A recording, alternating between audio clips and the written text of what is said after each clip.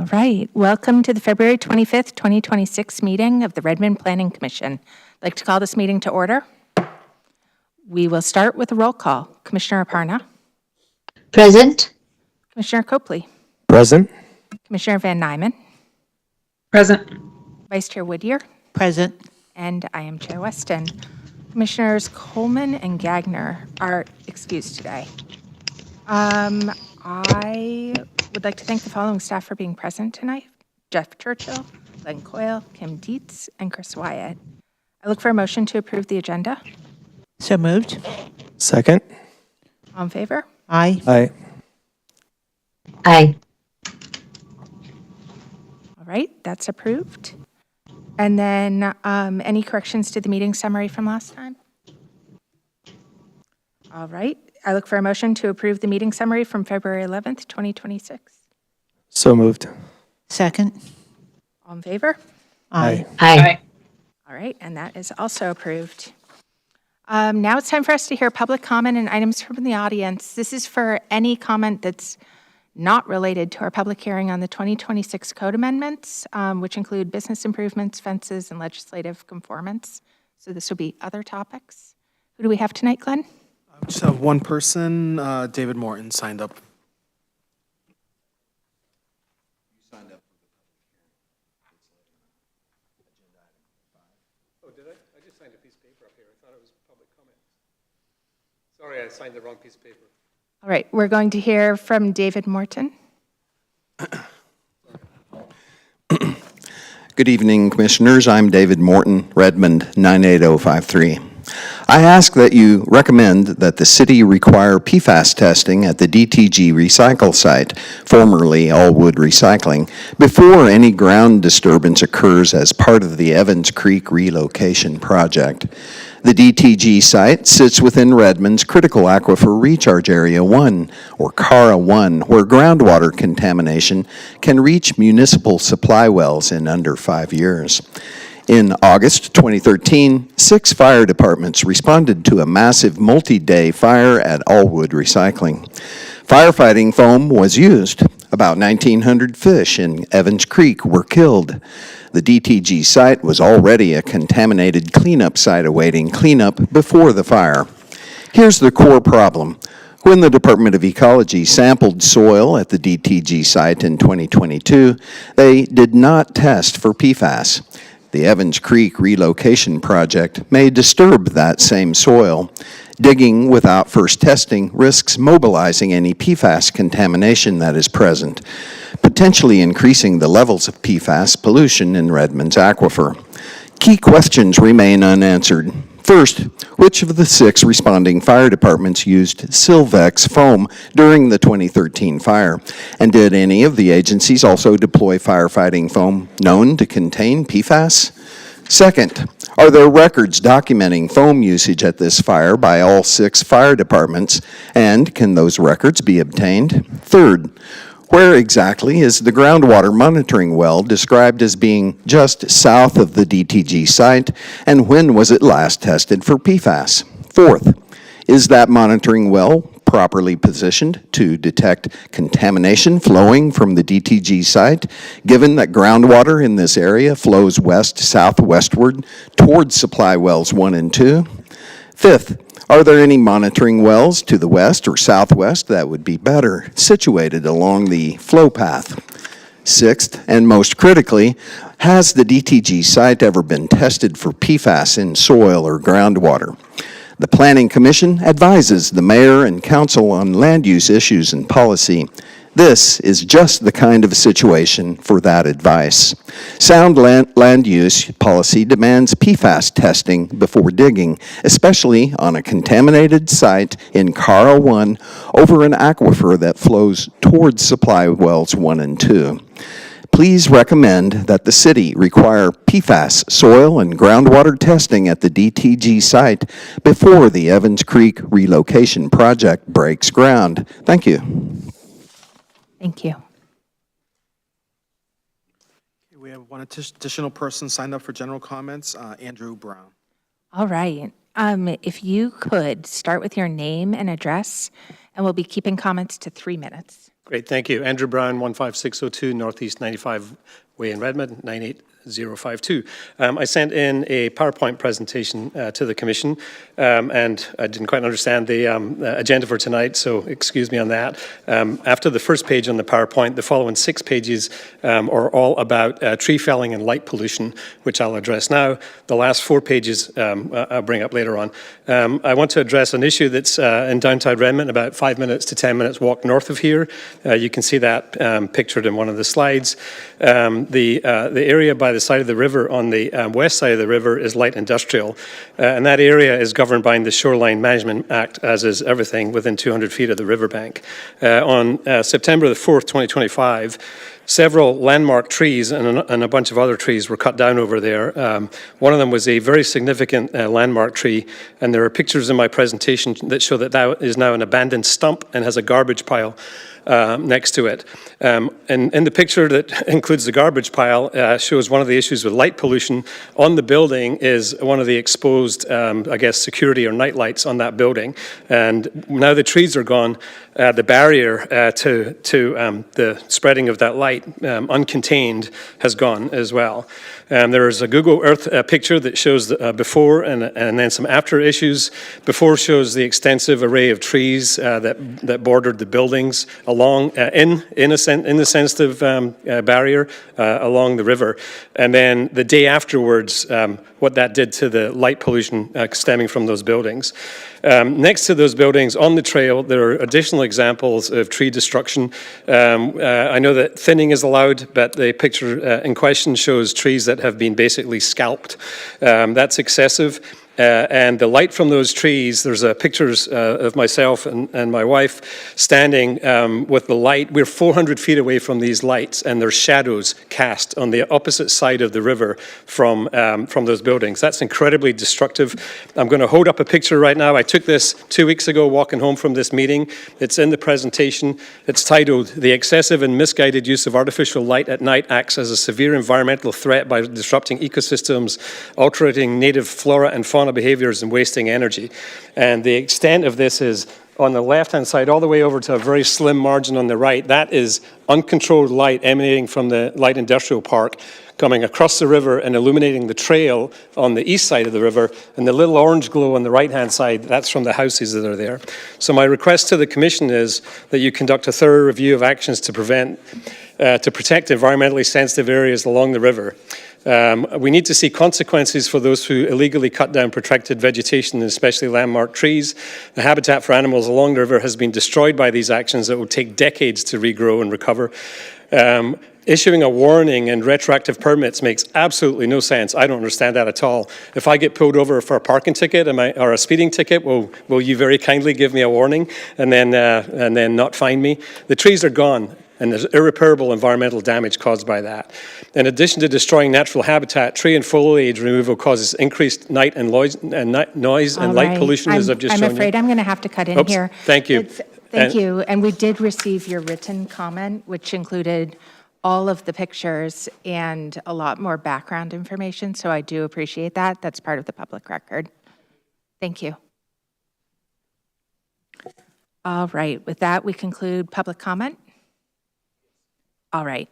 So at this point, we're going to take on our public hearing on the 2026 Code Amendment Series, including business improvement, fences, and legislative conformance.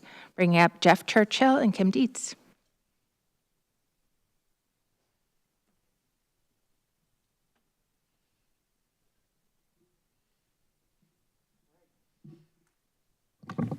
Good evening, Planning Commissioners. It's good to be with you this evening. Tonight, we do have the public hearing for the Business Improvement, Fences, and 2025 Legislative Conformance Code Amendments. And I'm just going to briefly recap them to set the stage for the hearing. And that's basically the entire agenda. This is the first of several packages of amendments for code amendments in 2026. The most regular update to the zoning code. The Planning Commission review actually began on February 11th. That part didn't get changed. And the details are still in your February 11th packet for that. There are two corrections that were brought to our attention earlier this week that I did want to point out to you before the hearing started.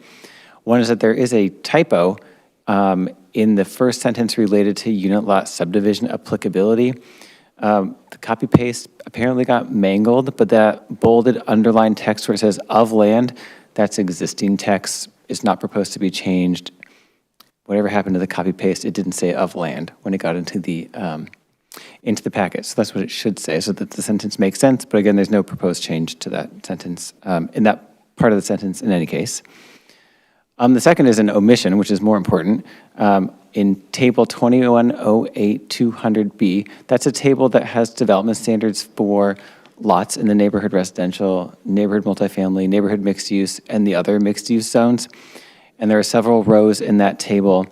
Up until June of 2025, there was a row for open space standards for neighborhood residential and neighborhood multifamily zones.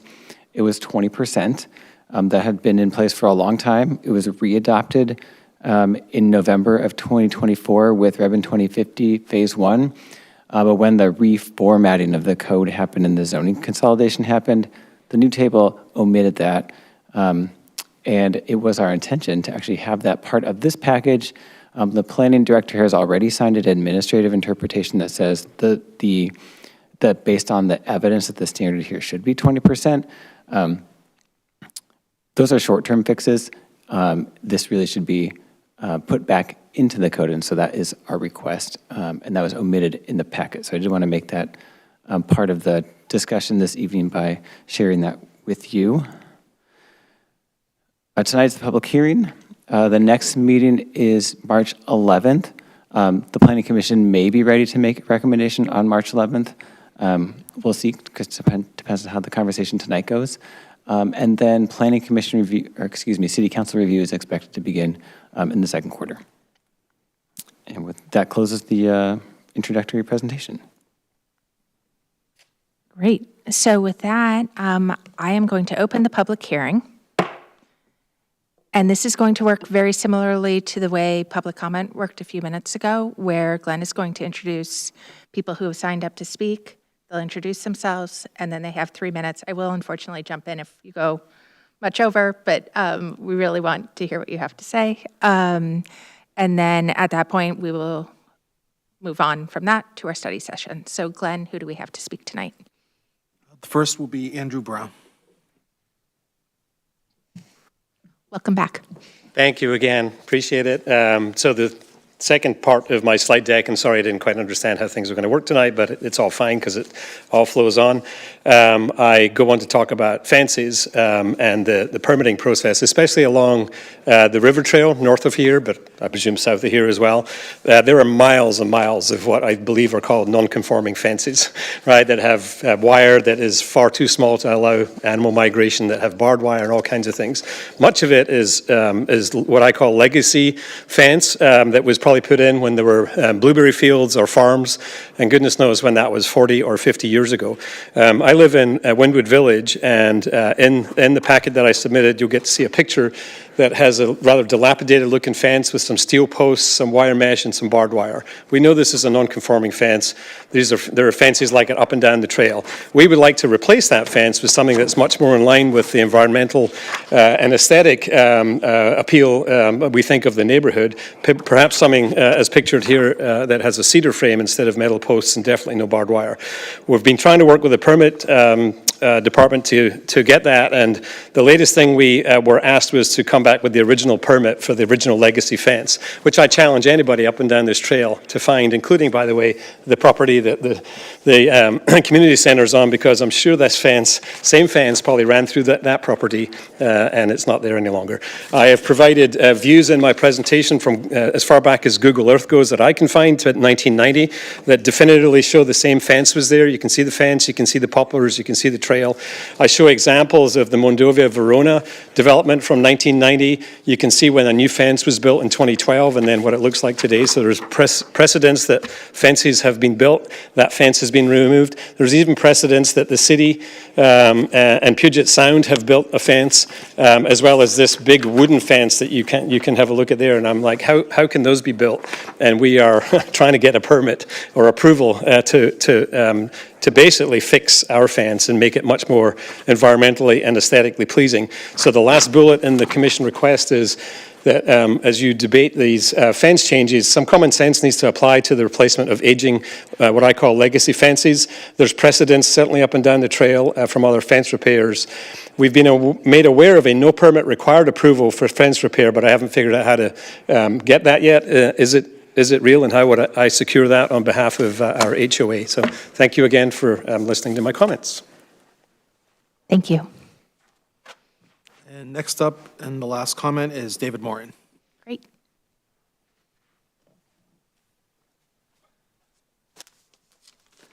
Good evening, Commissioners. I'm David Morton, Redmond, 98053. I'd like to speak on the proposed 2026 Code Amendment Series. I want to raise a few questions and make observations across the 3 amendment categories that I hope the Commission will consider as this process moves forward. On the business improvement amendments, I appreciate the city's ongoing effort to reduce friction for local businesses. The proposed requirement to post business open signage during sidewalk closures seems like a practical, low-cost measure that protects small businesses during construction disruptions. I'd like to understand, however, how the city intends to enforce this requirement, and what remedies are available if a contractor fails to comply. I'd also welcome more detail on the proposed updates to home-based business allowances. On fences, I think the Commission is right to seek clarity here. Several questions came up during the February 11th study session regarding legal non-conforming fences, and I share those concerns. Many residents have older fences that predate current code requirements, and it would be helpful to have plain language guidance, perhaps a simple FAQ or summary sheet about what homeowners can and cannot do when repairing or replacing a fence that doesn't meet current standards. I'd also encourage the Commission to carefully examine the proposed restrictions on barbed and razor wire near parks and open spaces, given how many trails and natural areas exist in Redmond where neighbors and families regularly walk. On legislative conformance, I'm glad to see the city aligning with state law by removing the 300-foot spacing restriction on child care centers. Access to child care is a significant challenge in our region, and removing arbitrary locational barriers is a step in the right direction. And I hope the Commission will closely monitor how parking changes interact with real-world conditions in neighborhoods, particularly as minimum requirements are reduced. My overall ask is simply this: as these amendments move toward a City Council recommendation, I hope staff will continue making the public-facing materials accessible and easy to understand for everyday residents. Thank you for your service and your thoughtful attention to these proposals. Thank you. All right, with that, I'm going to close the verbal portion of the public hearing, but keep the written portion open. All right, so we're going to head to the issues matrix and our study session. All right, very good. The issues matrix is up on the screen, and we go from top to bottom. All right, issue number 1 was from multiple commissioners concerning non-conforming fences.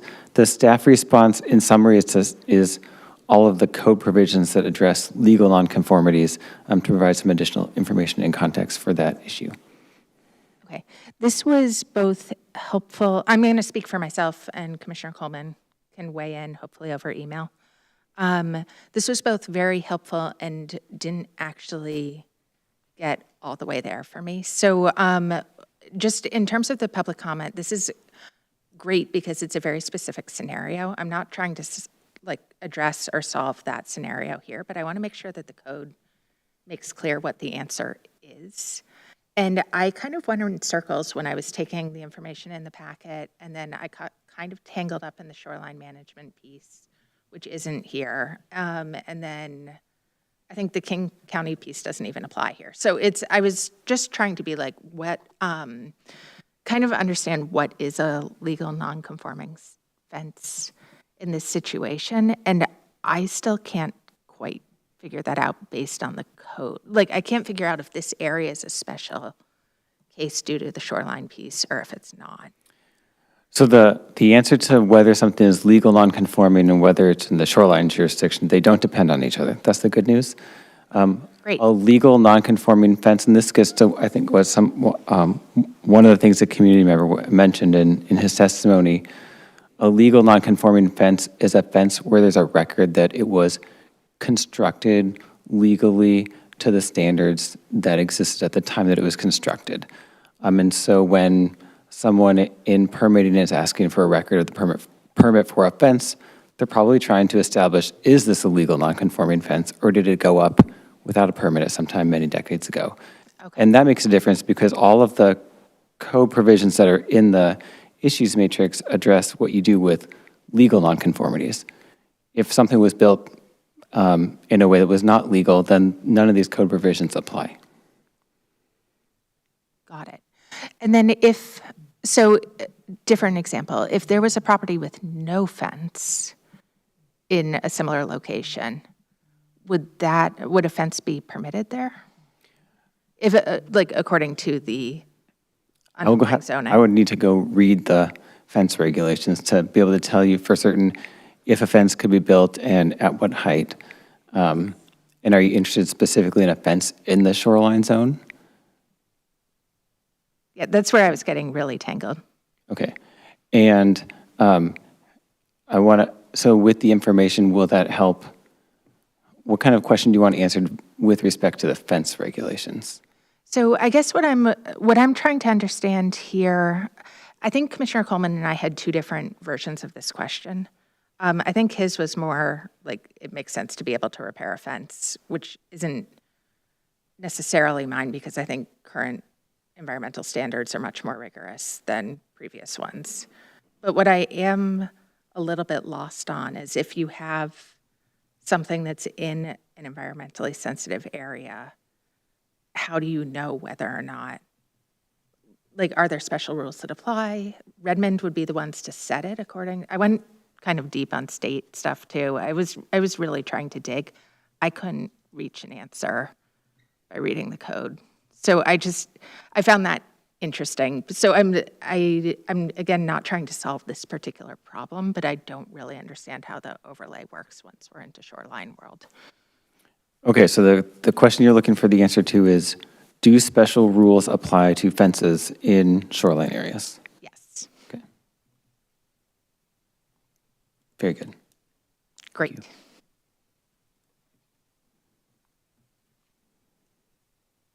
Okay, so we'll keep this open. And any other comments on this one before we go to issue 2?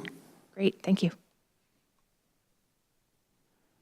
Okay, issue 2 is fences, materials, and the request was to provide some information about how the regulations might be amended to prohibit electric barbed wire, razor wire fences near parks and open spaces. And so we have provided some language for consideration for the commission.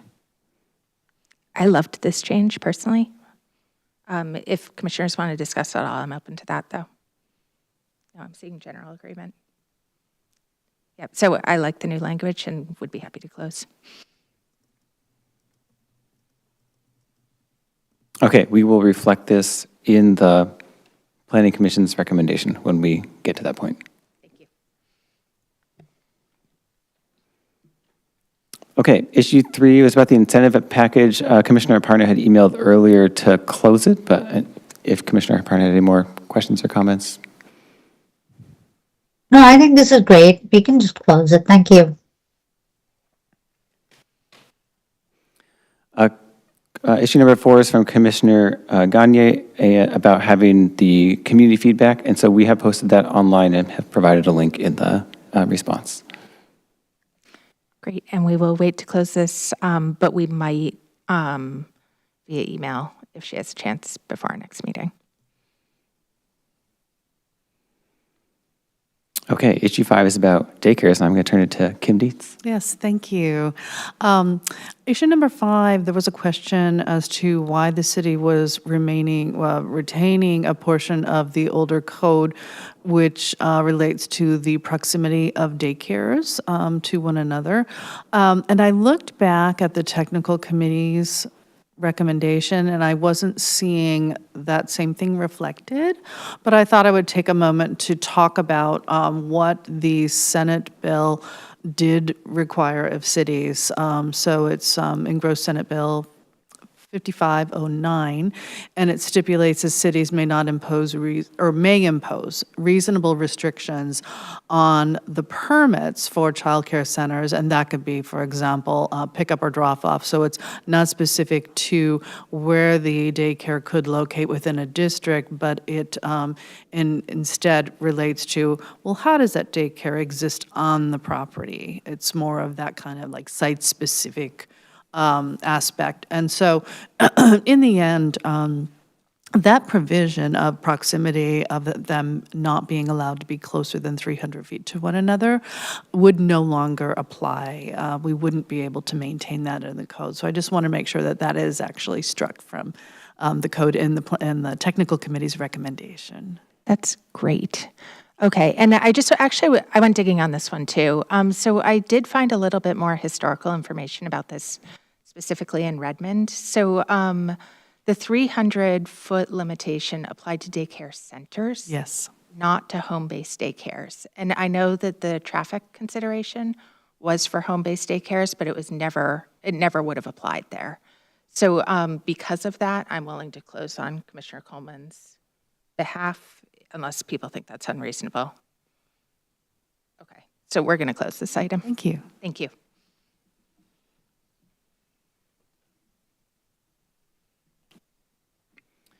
Okay, issue 6 is about co-living, and staff attempted to summarize the provisions here in the response and then referred back to the technical committee report for more information. Yeah, I thought the clarification was great. I appreciated it. There's no more ambiguity for me, so I'm comfortable closing. Thanks. Welcome.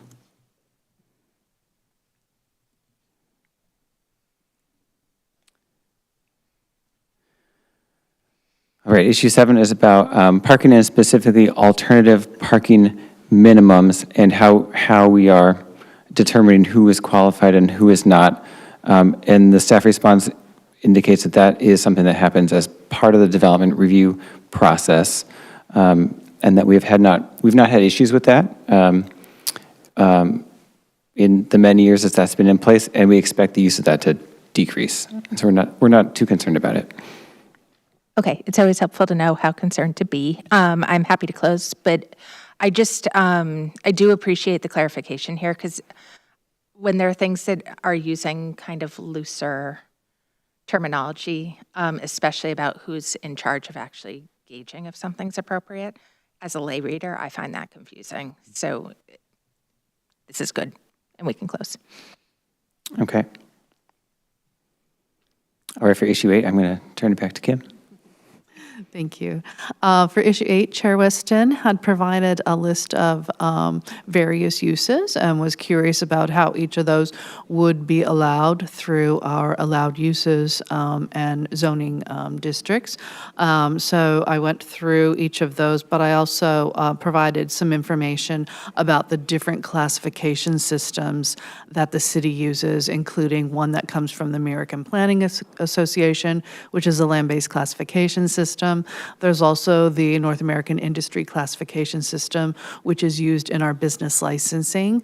Then we also have a tool that the city provides online, our business use lookup tool, and that incorporates the land-based classification system with our zoning districts and helps businesses or anybody who wants to use the system. It's publicly accessible, and they can use that to plug in different types of uses. It will categorize them and then demonstrate where they could go on a map, as well as in a list that then links directly to our zoning code for each of those zoning districts.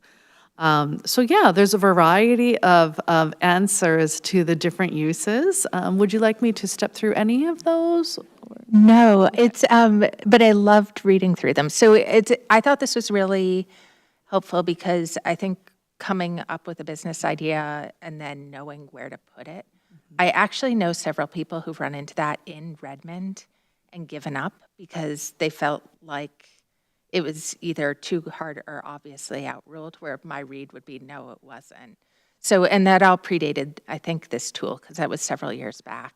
Possibly, yes. So I appreciated seeing that. I probably added a ton of data to it just by typing things into it, so hopefully that didn't mess things up. But I do really appreciate this, because I think, again, so many businesses are ands, like they have one role and something else, and fitting that into zoning is a little bit perplexing. Yes, one of the things that we've been working on during the last year is a series of little short videos that can help someone who's looking to locate or relocate their business in Redmond and is not familiar or just lightly familiar with permitting. So the video series is meant to walk them through all the individual steps and provide a lot of contacts with staff so that person can get the assistance they need at any point along that pathway. Because we do recognize that a lot of this language or the procedures are unique, and a lot of people would not be normally familiar with that, or if English is not the first language, then there might be extra assistance needed through translation to find out exactly where a specific business type can go. As you mentioned, it's not always a singular type, a singular activity that's happening in those businesses. And so we want to recognize, how does that play out when you're working at the counter with a planner to figure out where exactly you can place your business safely within a zoning district. Great. Thank you for doing this and humoring all the options here. I'm happy to close. Thank you.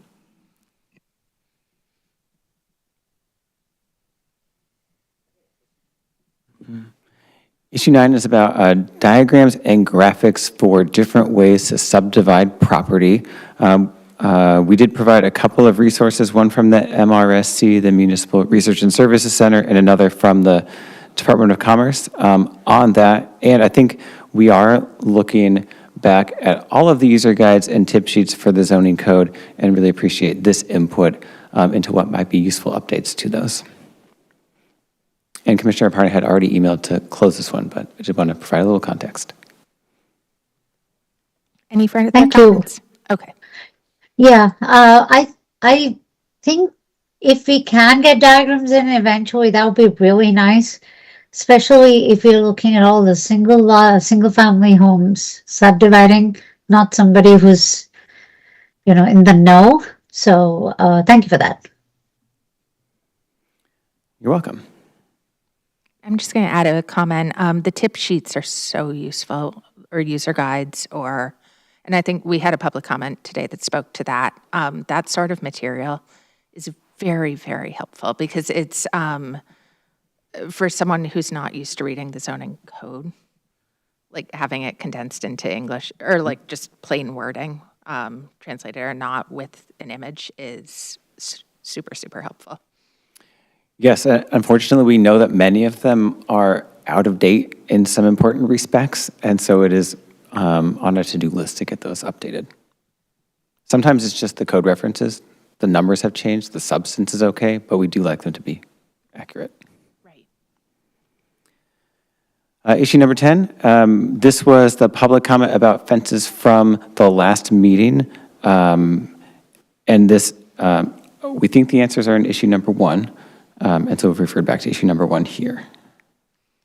Yep. I'd be prepared to close this for now, or just close this in general, because I think we're pulling the important pieces in issue 1.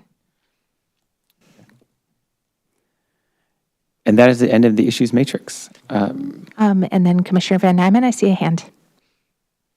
So kind of related to the public comment and the whole fence thing, when you dug as deep as you did, Chair Weston, did you feel like Where's the gap? And is there anything we can do to help address that? When you couldn't get your question answered, and when the public commenter couldn't get his question answered, what are we missing?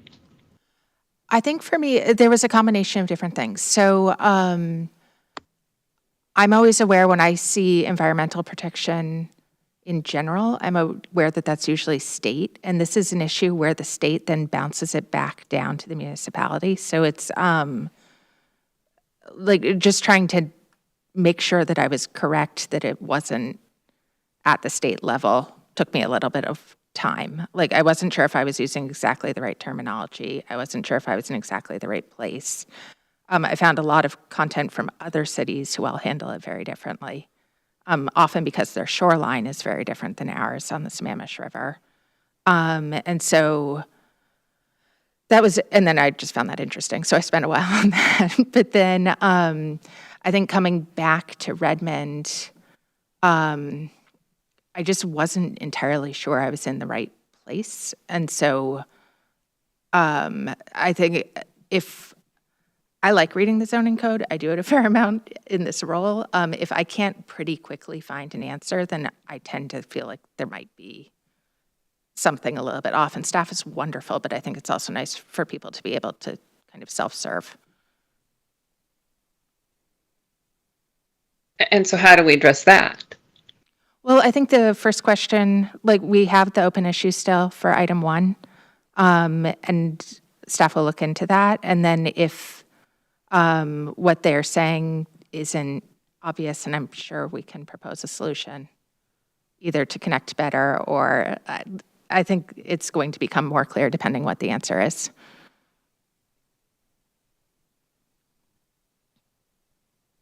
But I'm hearing interest in getting some sort of further connectivity. Is that right?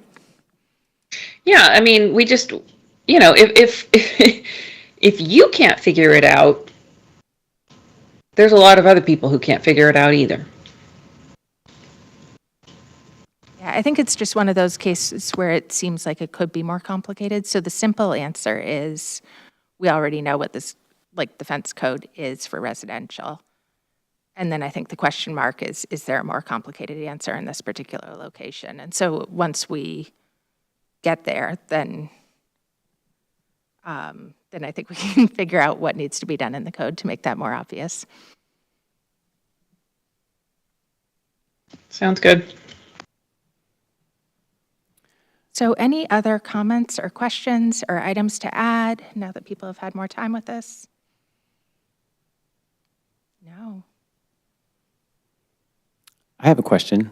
Sure. Issue number 2, I wrote down that we like the language and we're going to close the issue. Did we actually close the issue? This is related to parks and barbed wire fences.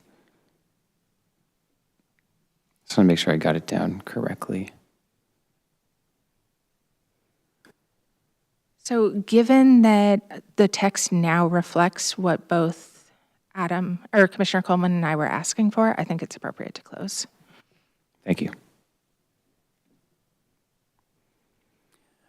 Okay, so for March 11th, we will conduct more research for issue number 1.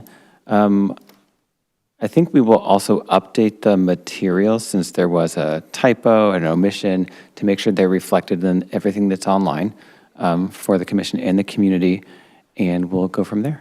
It seems like it's possible there'll be a recommendation on March 11th, and so we'll be prepared for that as well. Great. Thank you so much for this. You're welcome. All right. And at this point, we will move to staff and commissioner updates. Glenn, what do you have for us?